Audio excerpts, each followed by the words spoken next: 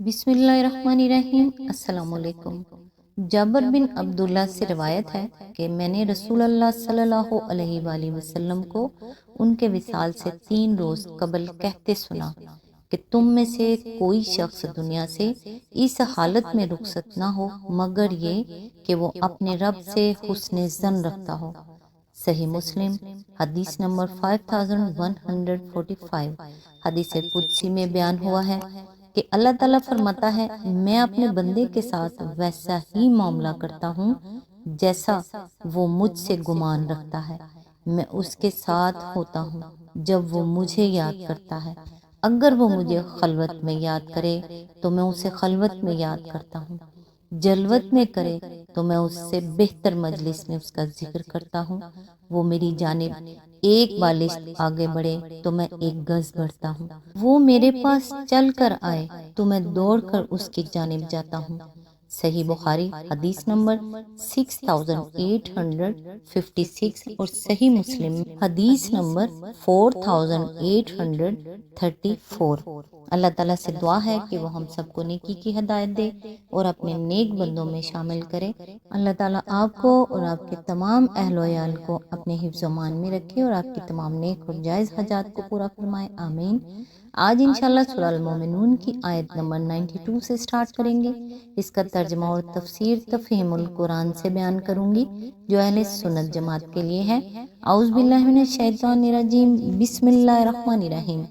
खुले और छुपे का जानने वाला वो बालातर है उस शिर्क से जो ये लोग तजवीज़ कर रहे हैं। इसकी तफसीर है, इसमें एक लतीफ़ इशारा है उस ख़ास किस्म के शिर्क की तरफ जिसने पहले शफात के मुशरिकाना अकीदे की और फिर गैर अल्लाह के लिए इल्म गैब यानी इल्म माकाना वमा यकून के असबाब की शक्ल इख्तियार कर ली। ये आयत उस शिर्क के दोनों पहलुओं की तरदीद कर देती है। तशरीह के लिए मुलाहिज़ा हो तफ़हीमुल कुरान जिल्द सोम सूरत ताहा हवाशी नंबर 85 to 86 अल अंबिया हाशिया नंबर 27।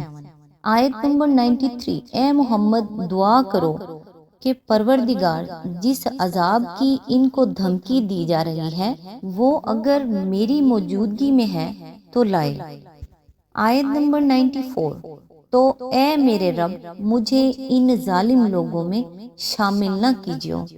इसकी तफसीर है, इसका ये मतलब नहीं है कि मुअज़्ज़ल्ला इस अजाब में नबी सल्लल्लाहु अलैहि वसल्लम के मुब्तला हो जाने का फिल वाक़या कोई ख़तरा था, या ये कि अगर आप ये दुआ ना मांगते तो इसमें मुब्तला हो जाते, बल्कि इस तरह का अंदाज़ बयान ये तसव्वुर दिलाने के लिए इख्तियार किया गया है कि खुदा का अजाब है ही डरने के लायक चीज़, वो कोई ऐसी चीज़ नहीं है जिसका मुतालबा किया जाए, और अगर अल्लाह अपनी रहमत और अपने हिल्म की वजह से इसके लाने में देर करे तो इत्मीनान के साथ शरारतों और नाफरमानियों का सिलसिला जारी रखा जाए। दर हकीकत वो ऐसी खौफनाक चीज़ है कि गुनाहगारों ही को नहीं नेकोकारों को भी अपनी सारी नेकियों के बावजूद उससे पनाह मांगनी चाहिए। अलावा बरी इसमें एक पहलू ये भी है कि इज्तमाई गुनाहों की पादाश में जब अजाब की चक्की चलती है तो सिर्फ बुरे लोग ही इसमें नहीं पिसते, बल्कि उनके साथ साथ भले लोग भी बसा औकात लपेट में आ जाते हैं। लिहाजा एक गुमराह और बदकार मुआशरे में रहने वाले हर नेक आदमी को हर वक्त खुदा की पनाह मांगते रहना चाहिए। कुछ खबर नहीं कि कब किस सूरत में जालिमों पर कहरे इलाही का कोड़ा बरसना शुरू हो जाए और कौन उसकी जद में आ जाए। आयत नंबर 95। और हकीकत ये है कि हम तुम्हारी आंखों के सामने ही वो चीज ले आने की पूरी कुदरत रखते हैं जिसकी धमकी हम इन्हें दे रहे हैं। आयत नंबर 96। ए नबी सल्लल्लाहु अलैहि वसल्लम बुराई को इस तरीके से दफा करो जो बेहतरीन हो। जो कुछ बातें वो तुम पर बनाते हैं वो हमें खूब मालूम है। आयत नंबर 97। और दुआ करो कि परवरदिगार मैं शयातीन की उकसाहटों से तेरी पनाह मांगता हूँ। आयत नंबर 98। बल्कि ए मेरे रब मैं तो इससे भी तेरी पनाह मांगता हूँ کہ وہ میرے پاس آئیں۔ اس کی تشریح کے لیے ملاحظہ و تفہیم القرآن جلد اول الانعام حواشی نمبر 71 to 72، جلد دوم الاعراف حواشی نمبر 138 to 150 to 153، سورہ یونس حاشیہ نمبر 39، سورہ الحجر حاشیہ نمبر 48، سورہ النحل حواشی نمبر 122 to 124، بنی اسرائیل حواشی نمبر 58 to 63، سورہ حامیم السجدہ حواشی نمبر 36 to 41، آیت نمبر 99۔ یہ لوگ اپنی کرنی سے باز نہ آئیں گے یہاں تک کہ جب ان میں سے کسی کو موت آ جائے گی اور کہنا شروع کرے گا کہ اے میرے رب، مجھے اسی دنیا میں واپس بھیج دیجئے جسے میں چھوڑ آیا ہوں۔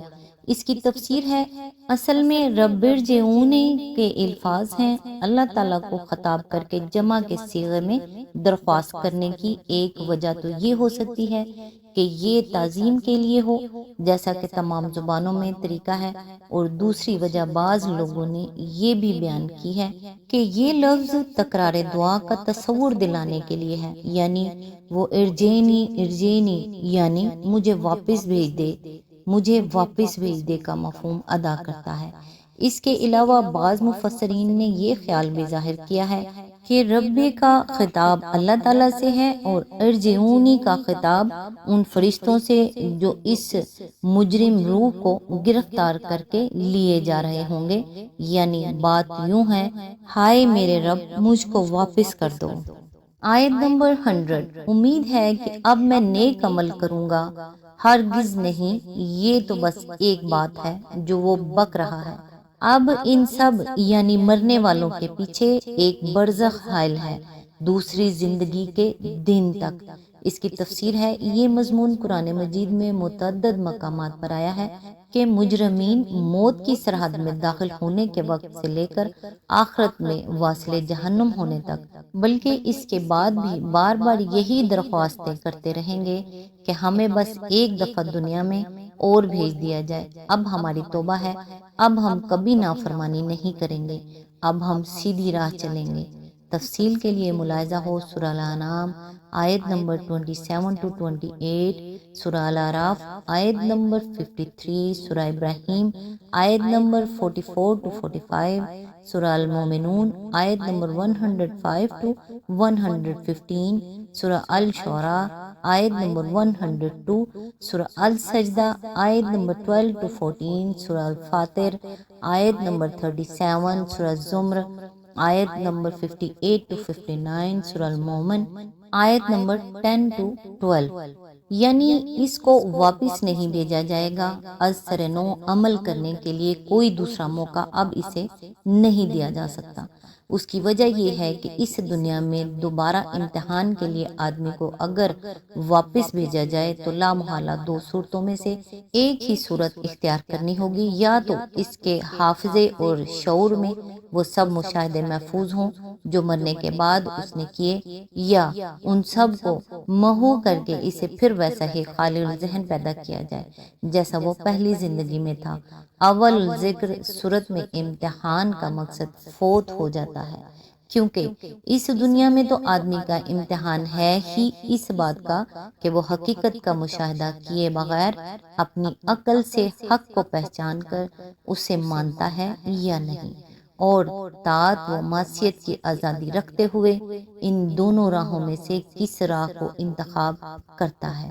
اب اگر اسے حقیقت کا مشاہدہ بھی کرا دیا جائے اور معصیت کا انجام عملاً دکھا کر معصیت کے انتخاب کی راہ بھی اس پر بند کر دی جائے تو پھر امتحان گاہ میں اسے بھیجنا فضول ہے۔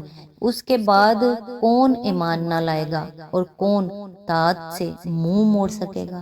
رہی دوسری صورت تو یہ آزمودہ راہ آزمودن کا ہم معنی ہے۔ جو شخص ایک دفعہ اسی امتحان میں ناکام ہو چکا ہے اسے پھر بعینی ہی ویسا ہی ایک اور امتحان دینے کے لیے بھیجنا لا حاصل ہے، کیونکہ وہ پھر وہی کچھ کرے گا جیسا پہلے کر چکا ہے۔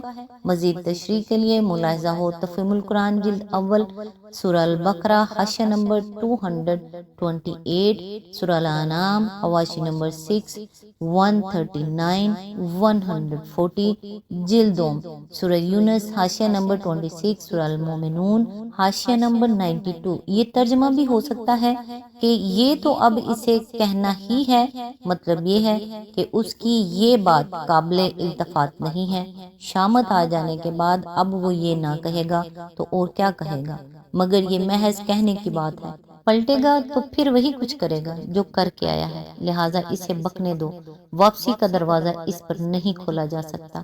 برزخ فارسی لفظ پردے کا معرب ہے۔ آیت کا مطلب یہ ہے کہ اب ان کے اور دنیا کے درمیان ایک روک ہے جو انہیں واپس جانے نہیں دے گی، اور قیامت تک یہ دنیا اور آخرت کے درمیان کی اس حد فاصل میں ٹھہرے رہیں گے۔ آج تک کے لیے اتنا ہی، نیکسٹ انشاءاللہ آیت نمبر 101 سے سٹارٹ کریں گے۔ تب تک کے لیے دعاؤں میں یاد رکھیے گا۔ اللہ حافظ۔